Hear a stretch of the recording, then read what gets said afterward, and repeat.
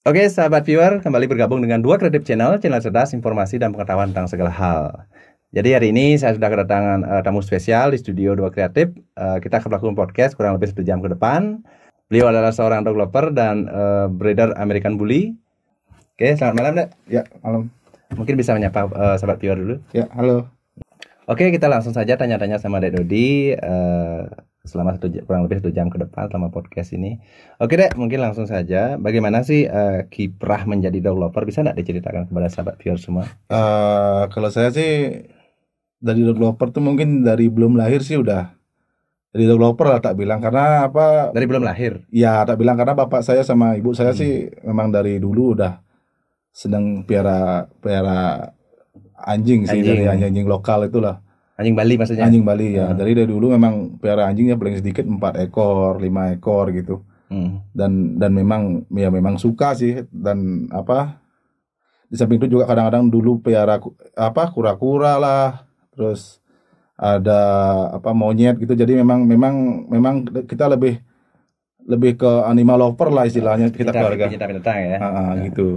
Nah, jadi karena itu saya memang dari dulu sih, habis itu saya berlanjut.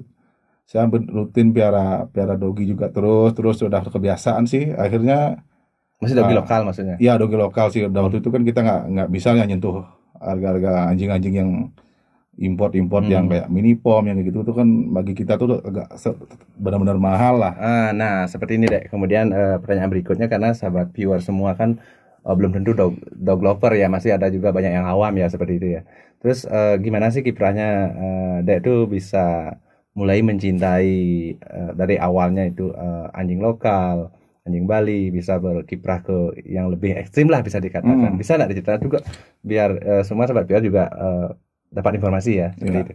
Jadi kan, nah saya dulu kan pertama dari SMP kan masih anjing lokal nih. Nah saya SMA-nya kebetulan di Denpasar. Nah dari saya ngekos di Denpasar. Nah mulai dari lihat teman-teman yang piara anjing Peking kayak gitu. Peking ya. Mini pom kan gitu kan. Walaupun itu mini pom campuran, tapi saya udah benar-benar senang banget lihatnya. Nah terus berhayal nanyain harga, waktu itu harganya 2 juta 3 juta gitu. Tapi ya, masih mahal di waktu itu. Ya kita kan anak sekolah, harga segitu masih mahal. Iya mahal lah, orang kita anak sekolahan, kita seminggu paling cuma 200.000 itu buat bayar kos juga gini. Nah karena akhirnya saya kan ada tekad, akhirnya saya nabung. Ya biasa anak muda kadang-kadang bohongin orang tua juga, bilang bayar gini biar bisa nabung, biar bisa beli anjing lah. Nah, terus saya akhirnya pertama bisa beli anjing Golden. Itu SMA ya. Itu kurang lebih tahun 2000-an lah.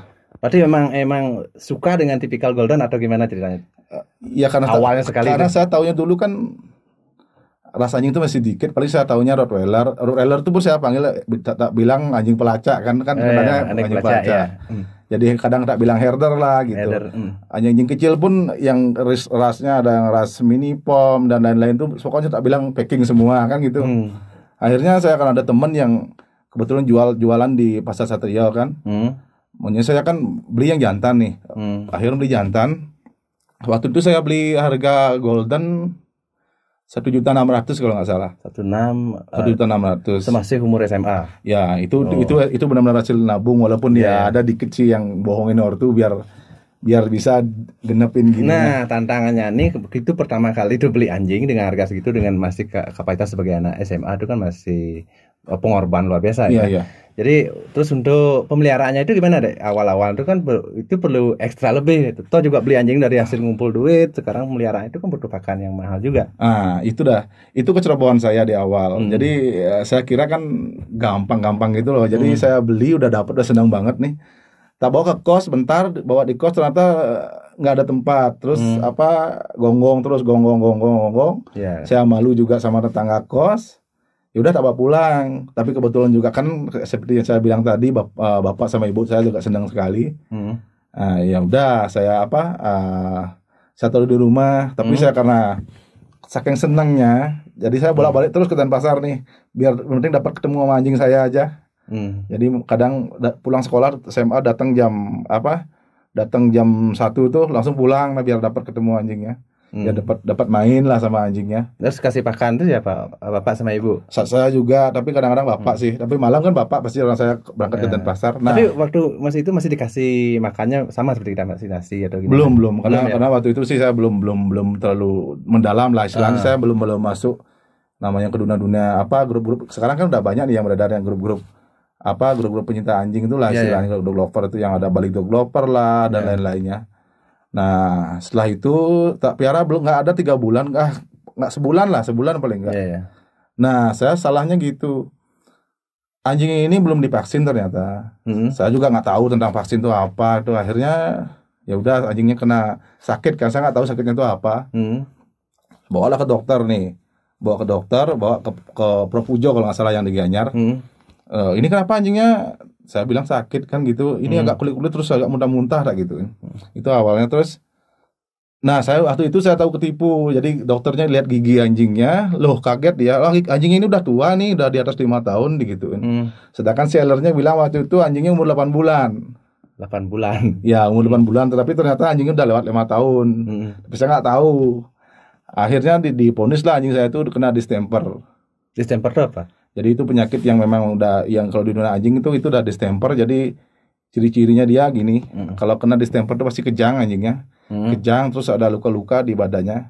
Kalau udah kena distemper itu harapan hidup paling ya 10% 20% lah. Kalaupun hidup ya paling anjingnya cacat karena dia menyerang saraf. Akhirnya saya udah obatin di sana opnamo, dokternya nyerah, akhirnya saya bawa pulang sampai rumah. Mati anjingnya ternyata. Nangis saya, keluarga nangis dah karena itu anjing yang pertama yang saya nabung. Nah, setelah gitu saya op nih karena sakit hati lah istilahnya anjing op. Frustasi ya. Iya, frustasi istilahnya karena itu kan hasil nabung ya udah berbulan-bulan lah saya biar bisa beli anjing golden. Saya stres. Tapi karena memang saya basicnya memang tidak bisa jauh dari dogi lah istilahnya, dari anjing. Jadi bapak saya merasa kasihan sama saya. Terus dibeliin lah anjing gini dibeliin saya lagi gini anjing Rottweiler itu yang gimana? Yang ada titik hitam itu loh. Ya nanti kan bisa lihat gitu. Dibeliin saya anjing Rottweiler, kebetulan ada breeder dari Denpasar juga, dibeliin saya seharga 1.200.000 karena bapak saya merasa kasihan sama saya kan anjingnya mati. Tapi Rottweiler karena saya belinya udah gede, umur 10 bulanan. Umur 10 bulan itu ternyata pas datang sih enak karakternya. Terus tuh lewat mulai lewat dari setahun tuh mulai karakternya gini muncul. Jadi sama saya sih nggak gini sama saya sih nggak galak ya. Rottweiler tuh kan terkenal memang setia sekali sama tuannya. Cuma sama teman-teman itulah kadang-kadang tetangga gitu mau diserang sama dia gitu. Cuma bukan saya mendeskripsikan gini tentang Rottweiler, tapi itu faktanya kalau di rumah saya nggak tahu sih karakter aslinya kayak gimana gitu, karena saya nggak terlalu spesifikasi sama anjing itu gitu.